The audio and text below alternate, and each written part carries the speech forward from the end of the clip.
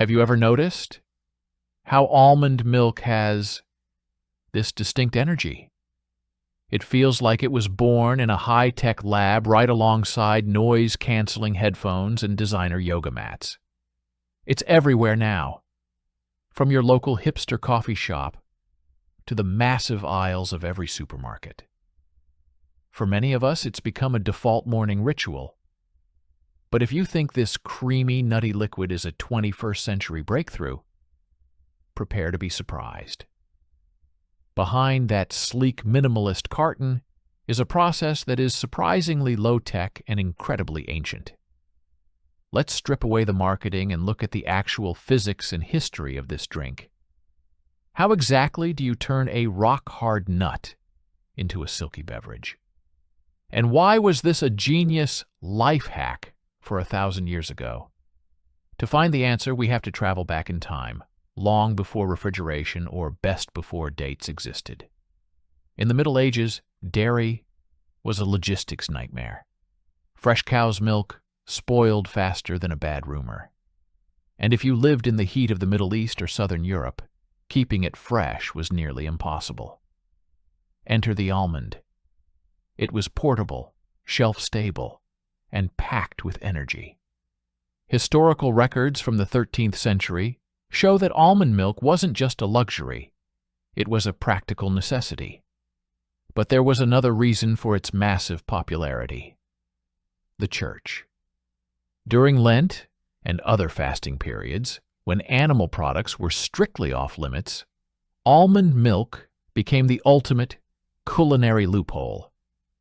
Medieval chefs used it for everything from thick, savory soups to delicate desserts. It's funny when you think about it. The trendy drink of today was actually the survival kit of the 1200s. We haven't reinvented the wheel, we've just swapped the wooden bowl for a stainless steel tank. The story truly begins in the orchards. Almond trees are picky, craving a Mediterranean climate with mild winters and scorching summers. Once the nuts are ripe, the harvest is less of a gentle picking and more of a mechanical earthquake. Huge machines literally shake the trees, causing a rain of almonds to hit the ground. After they're collected and dried, they are stripped of their outer hulls and rock-hard shells. At this point, the almond is a masterpiece of evolutionary engineering, dense, dry, and protected. It can sit in a silo for months without losing its nutritional value, which is exactly why the industry can scale to a global level. But here is where the science happens, and it's a step most people underestimate. If you just tossed dry almonds into a high-speed blender, you'd get almond sand. To transform them, we need to wake them up through hydration.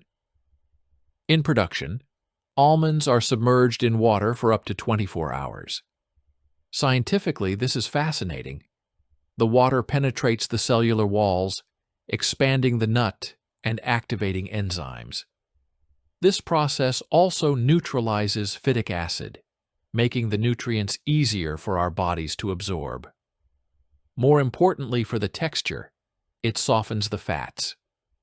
When the nut is fully hydrated, it's ready to give up its natural oils, which are the key to that velvety mouthfeel we all crave.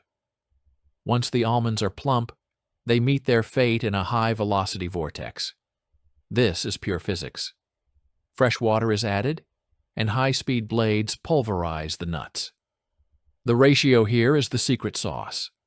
At this stage, it looks like a thick, ivory-colored smoothie. It's fragrant and rich, but it's still full of pulp. To achieve that signature silkiness, the mixture is forced through fine mesh filters or centrifuges. This separates the liquid from the solid meal. In a modern world, nothing goes to waste.